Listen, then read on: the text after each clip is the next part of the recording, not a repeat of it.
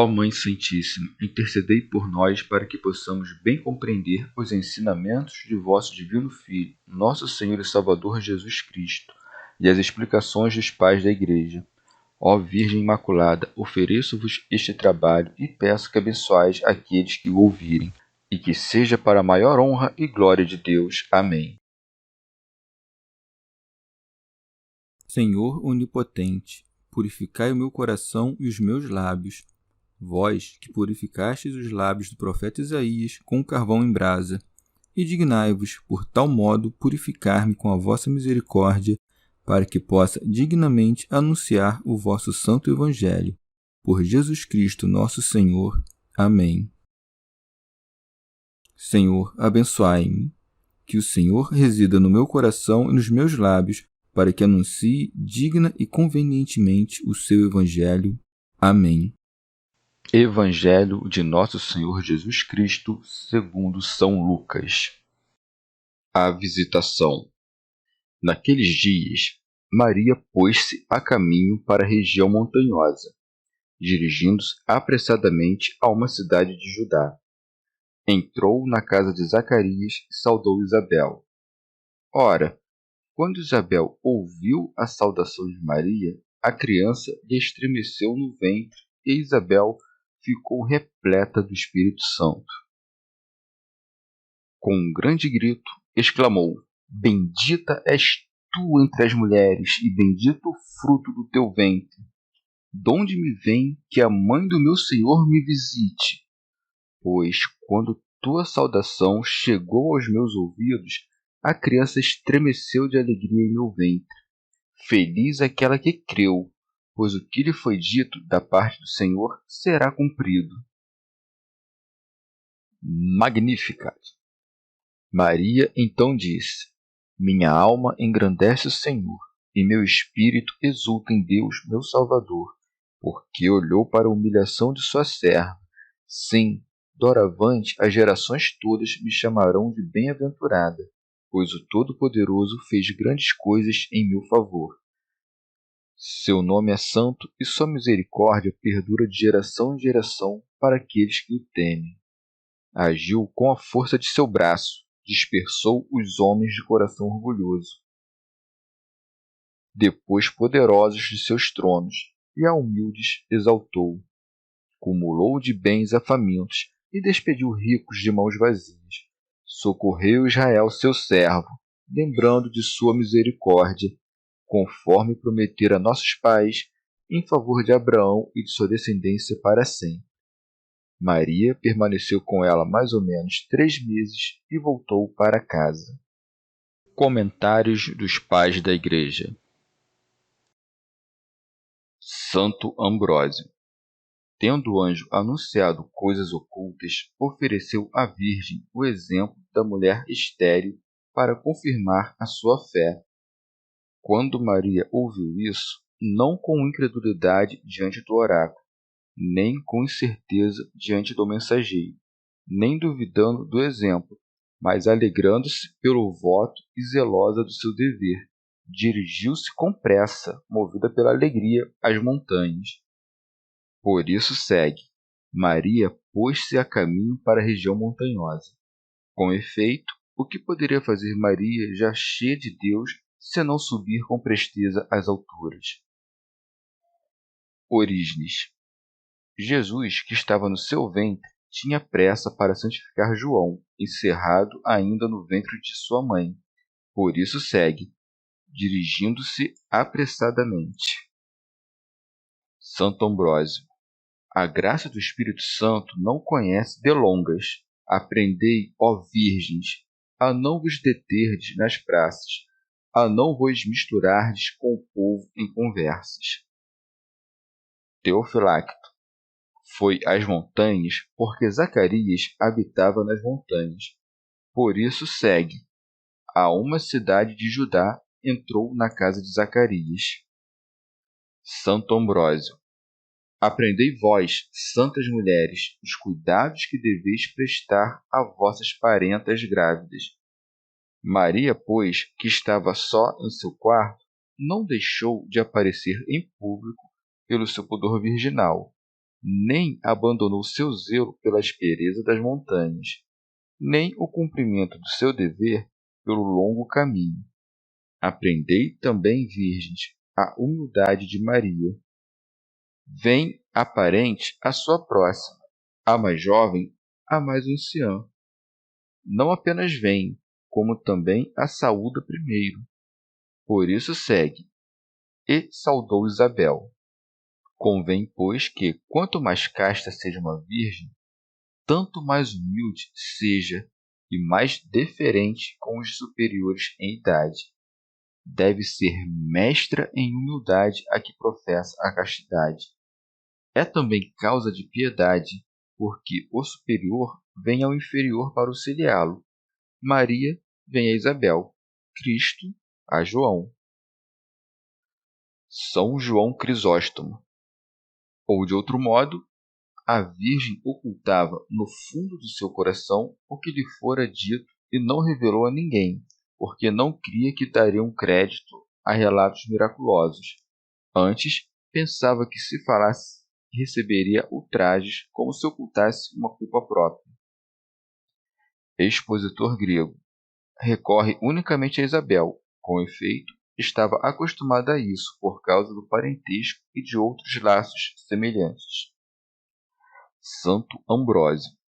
Manifestaram-se prontamente os benefícios da vinda de Maria e a presença do Senhor, pois segue.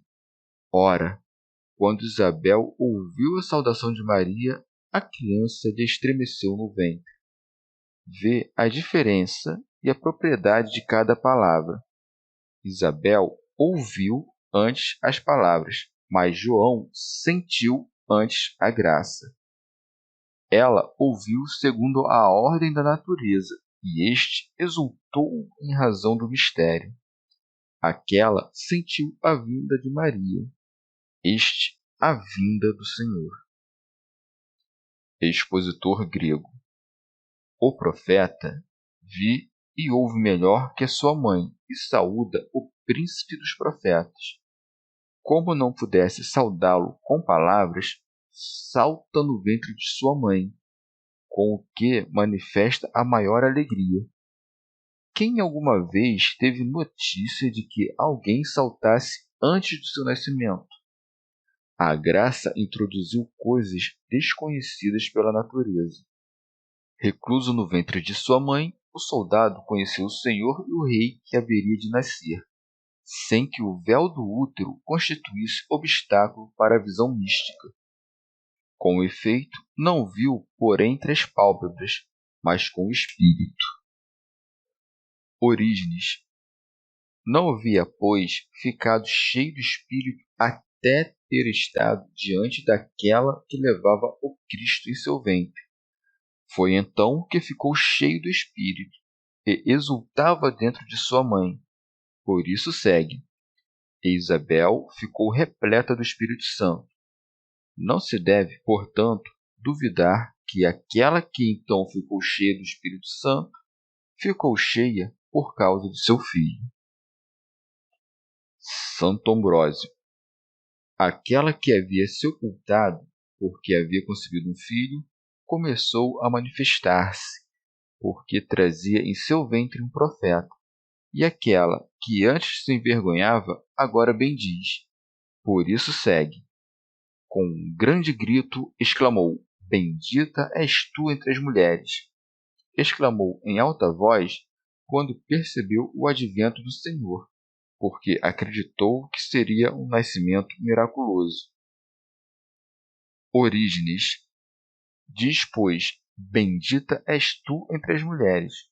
Nenhuma jamais participou ou poderia participar de graça tão grande, pois uma única é a mãe da única semente divina. São Beda.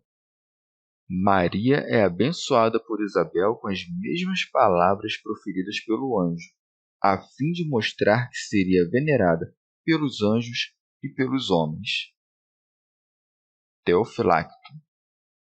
Como, porém, houvera outras mulheres santas que, contudo, geraram filhos manchados pelo pecado, acrescenta: E bendito o fruto do teu ventre. Ou, de outro modo, disse: Bendita és tu entre as mulheres.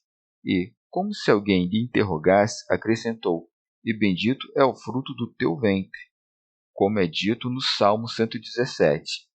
Bendito o que vem em nome do Senhor. Nós vos bendizemos da casa do Senhor. O Senhor é Deus e faz brilhar sobre nós a sua luz. A Sagrada Escritura costumava tomar a palavra e significando porque. Orígenes chamou o Senhor de fruto do ventre da mãe de Deus, porque não procedeu de varão, mas somente de Maria, pois os que foram semeados pelos seus pais são frutos destes. Expositor grego. Somente este fruto é bendito, porque é produzido sem varão e sem pecado. São Beda. Este é o fruto que foi prometido a Davi. Um descendente da tua linhagem porei sobre teu trono. Severo de Antioquia. Dessa passagem, na qual se declara que Cristo é fruto do ventre, extrai-se uma refutação contra Eutiques. Com efeito, todo fruto é da mesma natureza que a planta da qual procede. Daí se deduz que a Virgem era da mesma natureza que o segundo Adão, que tira os pecados do mundo.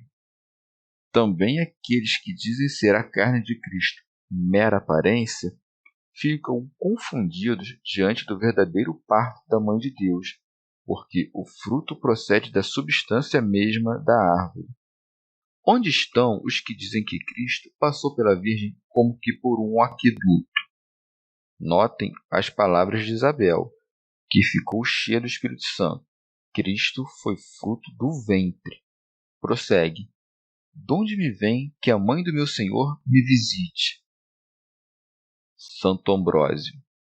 Não diz isso por ignorar, pois sabe que é pela graça e pela operação do Espírito Santo que a mãe do Senhor saúda a mãe do profeta para proveito de seu filho.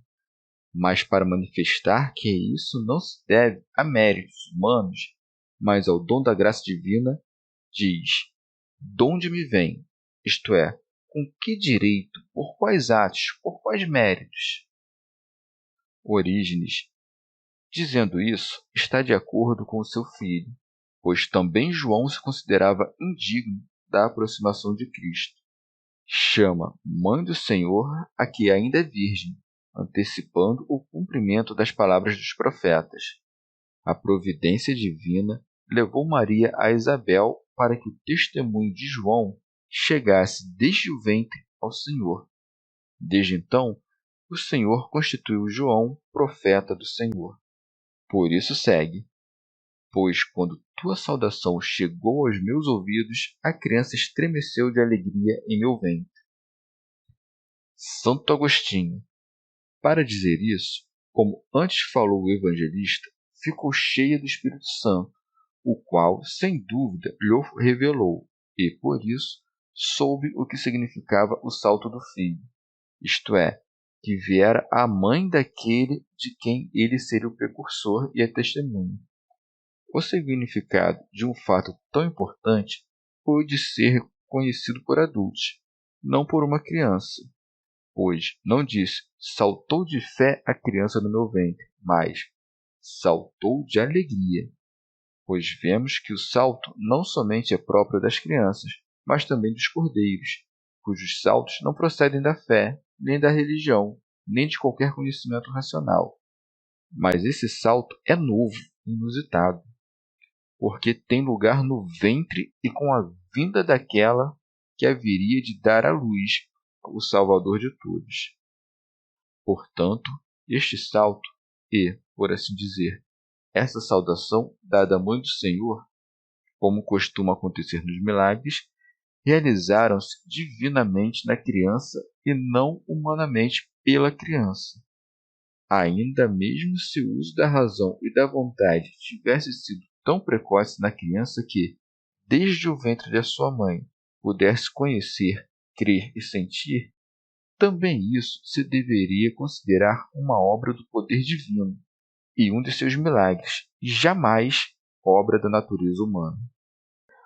Orígenes, a mãe do Senhor, viera para ver a concepção miraculosa de Isabel, que o anjo lhe anunciara, para que disso resultasse uma crença naquela concepção mais eminente que sobreviria à Virgem. Referindo-se a essa fé, fala Isabel: feliz aquela que creu, pois o que lhe foi dito da parte do Senhor será cumprido. Santo Ambrósio vê que Maria não duvidou, mas acreditou e por isso obteve o fruto da fé. São Beda. Não é de se admirar que o Senhor, que haveria de redimir o mundo, começasse sua obra pela sua mãe, para que aquela pela qual a salvação de todos foi preparada fosse a primeira a receber por penhor o fruto da salvação. Santo Ambrósio. Também vós sois bem-aventurados, porque ouvistes e acreditastes. Qualquer alma que tenha acreditado concebe e gera o Verbo de Deus e reconhece as suas obras. São Beda. Toda alma que concebe o Verbo de Deus sobe prontamente pelo caminho do amor ao mais alto cume das virtudes, posto que pode penetrar na cidade de Judá, isto é, a cidadela da oração e do louvor, e até a perfeição da fé, da esperança e da caridade, como que permanecendo 3 meses nela. São Gregório Magno. Foi tocada pelo espírito da profecia com respeito ao passado, ao presente e ao futuro. Sabia que Maria acreditara nas promessas do anjo. Chamando-a mãe, entendia que levava o Redentor do gênero humano em seu ventre, e predizendo as coisas que se cumpririam, via também aquilo que se seguiria no futuro. Santo Ambrósio. Assim como o pecado teve início pelas mulheres, também as coisas boas devem começar pelas mulheres. Por isso, não parece ocioso que Isabel profetize antes do nascimento de João e Maria antes do nascimento do Senhor. Ora, sendo Maria maior, segue-se que sua profecia seja mais plena. São Basílio. A Virgem, contemplando com elevação sublime e penetração profunda a imensidão do mistério, como que avançando em degraus, glorifica a Deus. Por isso é dito: Maria então disse: minha alma engrandece o Senhor. Expositor grego. Como se dissesse: Deus cumprirá em meu corpo as maravilhas que pronunciou. Minha alma não ficará sem fruto diante de Deus. Convém, pois, que eu ofereça o fruto da minha vontade, pois quanto maior é o milagre com que sou agraciada, tanto mais sou obrigada a glorificar aquele que opera em mim maravilhas. Orígenes. Se Deus não pode receber incremento nem diminuição, o que significa aquilo que Maria fala: minha alma engrandece o Senhor? Se, porém, considero que o Senhor Salvador é a imagem do Deus invisível e que a alma foi feita à sua imagem, para que seja imagem da imagem, então verei, como no exemplo dos que costumam pintar imagens, que, quando tiver engrandecido minha alma com obras, pensamentos e palavras, aí então a imagem de Deus se fará grande, e o próprio Senhor, cuja imagem está na minha alma, será engrandecido. Santo Basílio. Os primeiros frutos do Espírito são a paz e a alegria. Como, pois, a Virgem tinha aurido toda a graça do Espírito, com razão acrescenta: e meu espírito exulta em Deus, meu Salvador. Com o mesmo sentido, diz alma e espírito. A palavra exultação, tão frequente nas Escrituras, indica uma disposição alegre e jovial da alma naqueles que são dignos. Por isso, a Virgem exulta no Senhor por um salto inefável do seu coração, no fragor de um afeto honesto.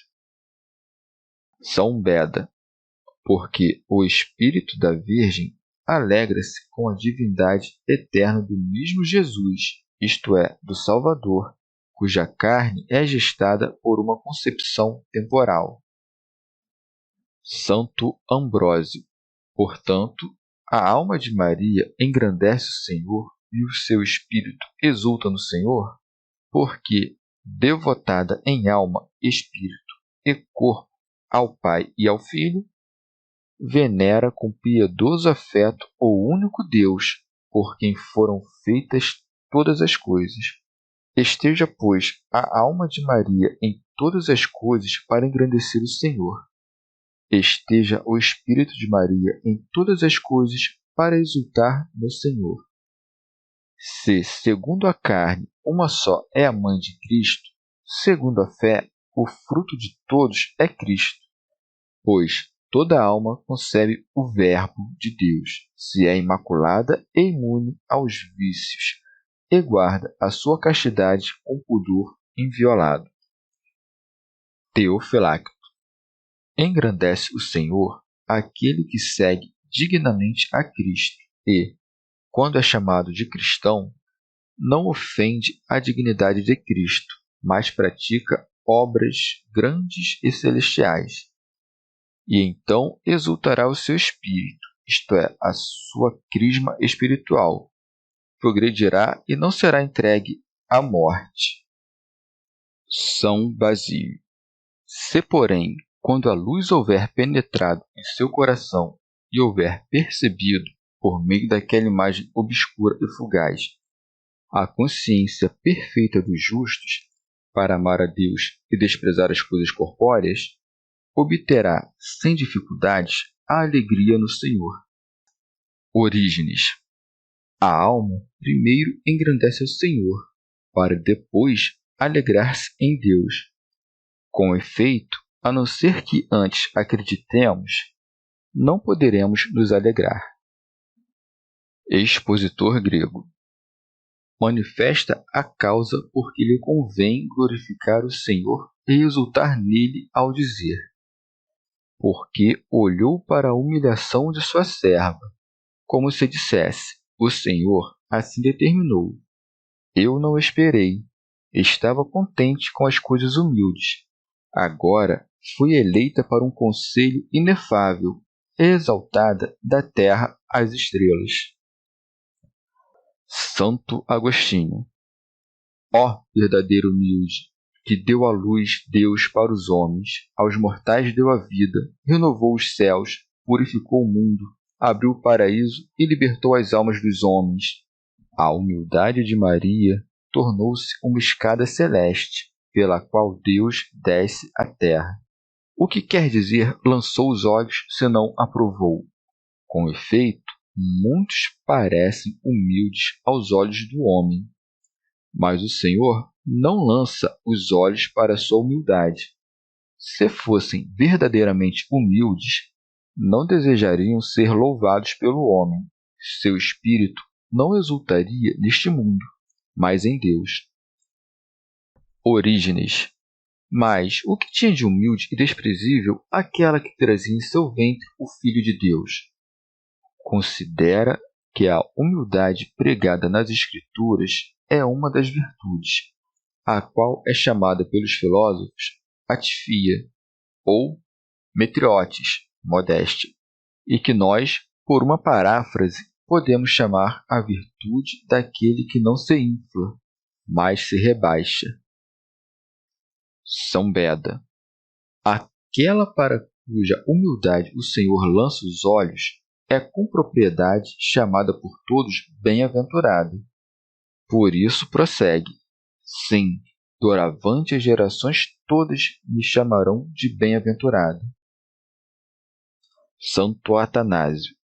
Com efeito, se segundo o profeta são bem-aventurados todos os que descendem de Sião e têm parentes em Jerusalém, quão grande deve ser a celebração da excelsa e santa Virgem Maria, que foi eleita para ser a mãe do Verbo segundo a carne. Expositor grego. Não se chama bem-aventurada por vanglória, Onde, com efeito, estaria a soberba daquela que se chama serva do Senhor? Na verdade, sendo tocada pelo Espírito Santo, vaticina o que sucederia. São Beda. Com efeito, convinha que, assim como pelo orgulho do primeiro pai a morte entrou no mundo, pela humildade de Maria entrasse a vida. Teofilacto. Por isso diz, todas as gerações, não somente Isabel, mas também todas as nações que acreditaram. A Virgem mostra que não será chamada bem-aventurada por sua virtude, mas indica a causa ao dizer: pois o Todo-Poderoso fez grandes coisas em meu favor. Santo Agostinho. Que grandes coisas fez em ti? Creio que tu, sendo criatura, deste a luz ao Criador, e, sendo serva, geraste o Senhor, para que por ti Deus redimisse, iluminasse e chamasse de volta à vida o mundo. Tito Bostrense.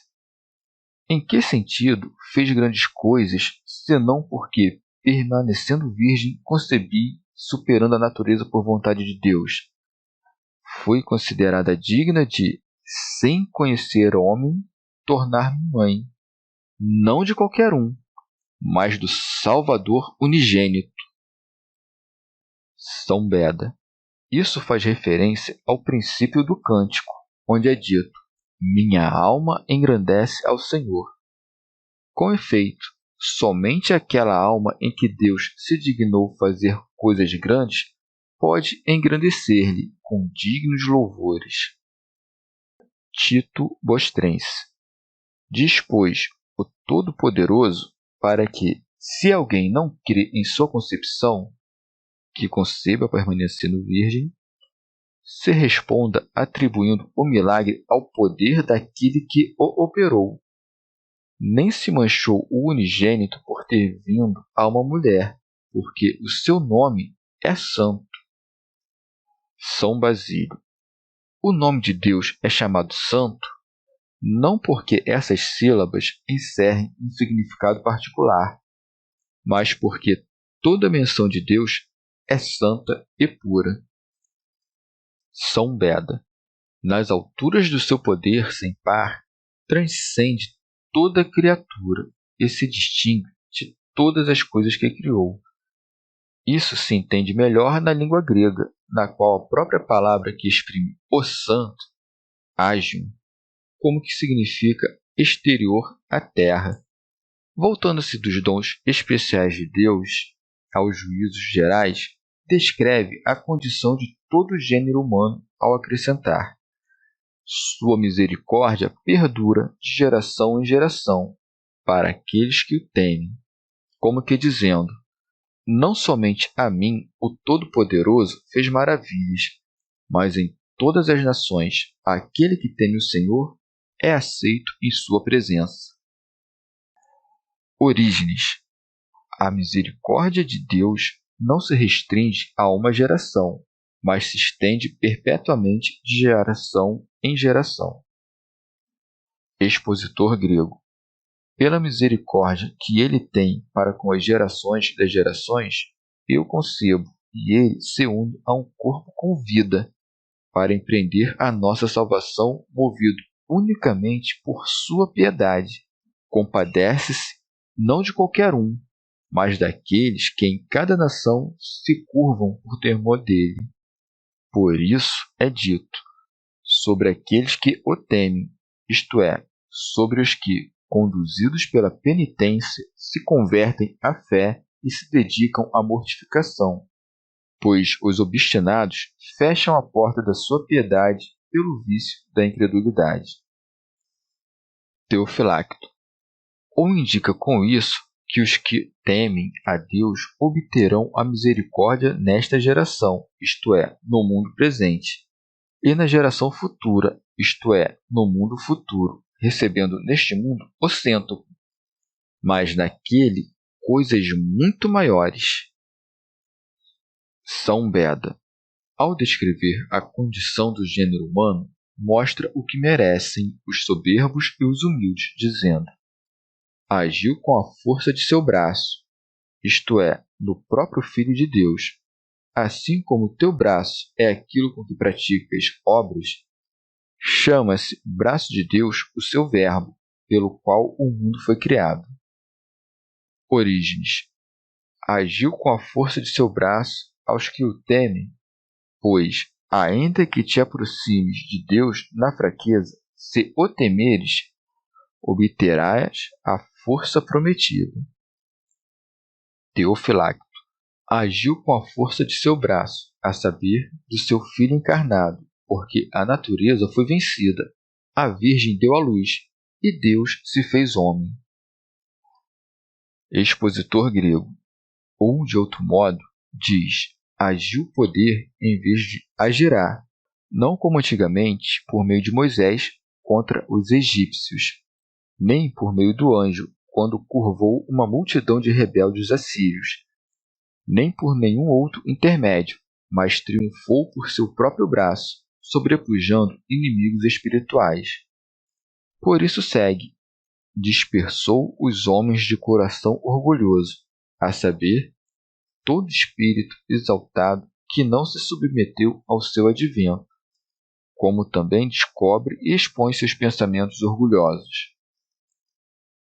São Cirilo. Essas palavras devem ser entendidas com mais propriedade das fileiras inimigas dos demônios.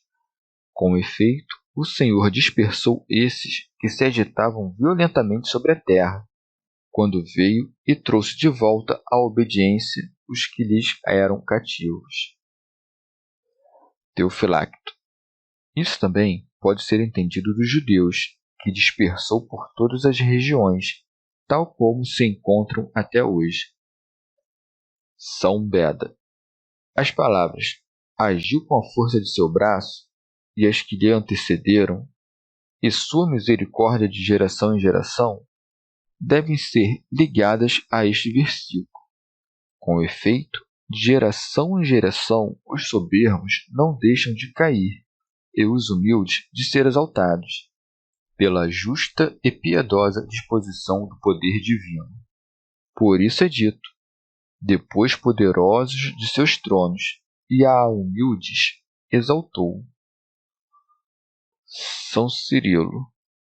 Sabiam coisas grandes o diabo e os demônios, os sábios dos gentios, os escribas e os fariseus. Porém, os depôs do trono e elevou os que se humilhavam sob a mão potente de Deus, dando-lhes o poder de caminhar sobre serpentes, escorpiões e sobre todo o poder inimigo. Os judeus também eram soberbos por seu poder, mas a sua incredulidade os lançou ao chão, e os obscuros e humildes dentre os gentios, por meio da fé, subiram às alturas. Expositor grego. Sabe-se que o nosso intelecto é o trono da divindade. Porém, após a transgressão, os poderes do mal instalaram-se no coração do primeiro pai, como em seu próprio assento.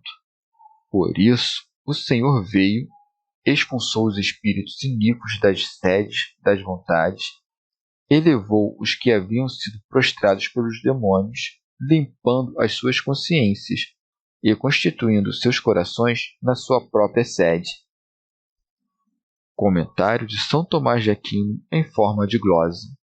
Como a prosperidade humana parece consistir principalmente nas honras dos potentados e na abundância das riquezas, depois da deposição dos poderosos e da elevação dos humildes, faz menção ao empobrecimento dos ricos e ao enriquecimento dos pobres, dizendo: cumulou de bens a famintos e despediu ricos de mãos vazias. São Basílio. A presente passagem dispõe-nos quanto às coisas sensíveis, ensinando-nos a incerteza das coisas mundanas. Essas coisas são morrediças, como a onda que é empurrada de lá para cá pelo ímpeto dos ventos. Tomando a passagem espiritualmente, o gênero humano estava faminto. à exceção dos judeus, pois estes haviam sido enriquecidos pela tradição da lei e pelos ensinamentos dos santos profetas. Como, porém, não aderiram humildemente ao Verbo feito homem, foram despedidos vazios, sem levar nada, nem a fé, nem a ciência.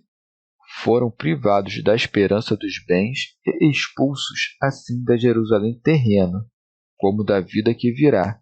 Aqueles dentre os gentios que tinham fome e sede, tendo aderido ao Senhor, foram cumulados de bens espirituais.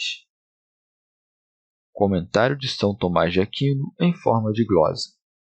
Os que desejam as coisas eternas com todas as suas forças, como os famintos, serão saciados quando Jesus Cristo aparecer em sua glória.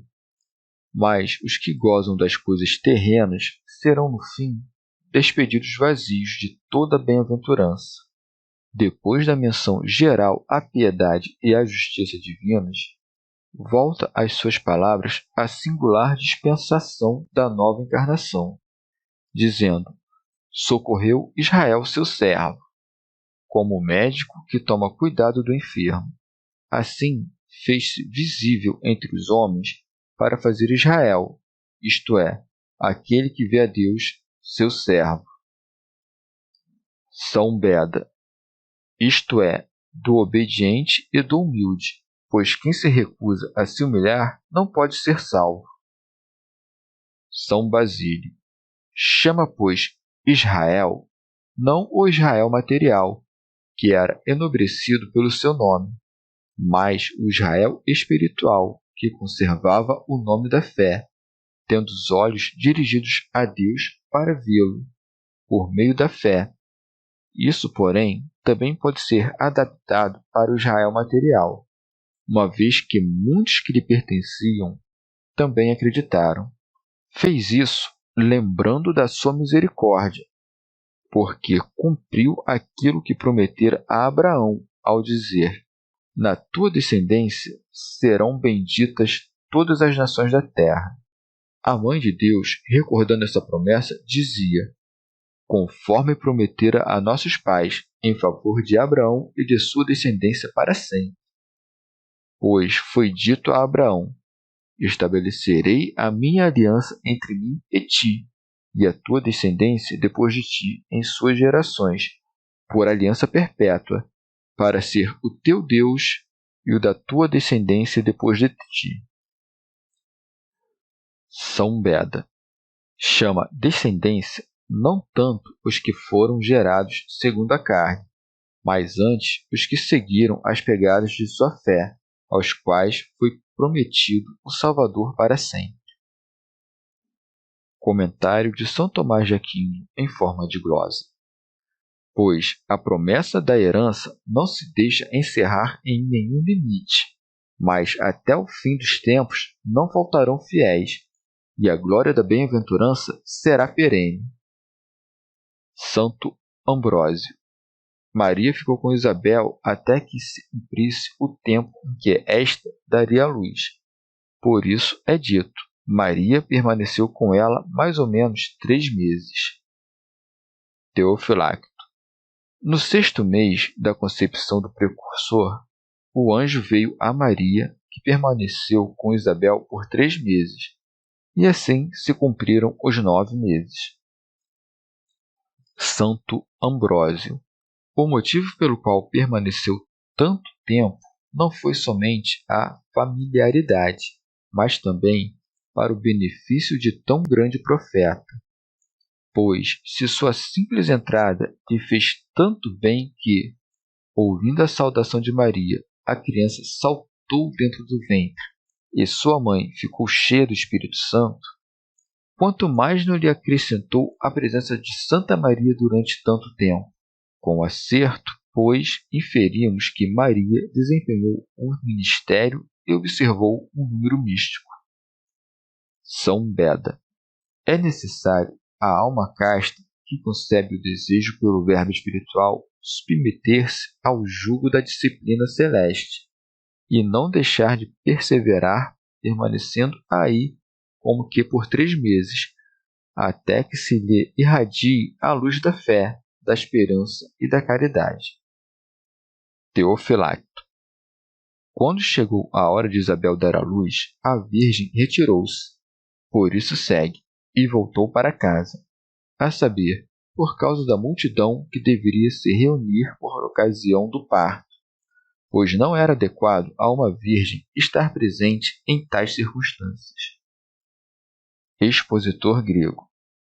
É costume que as virgens se retirem quando uma grávida dá à luz, e desde que chegou à sua própria casa, não foi a nenhum outro lugar, mas permaneceu ali até que chegasse a hora do parto, e ali o anjo dissipou a dúvida de São José.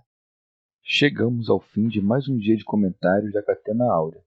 Muito obrigado por ficarem até aqui, que Nossa Senhora derrame suas graças sobre nós, e até amanhã.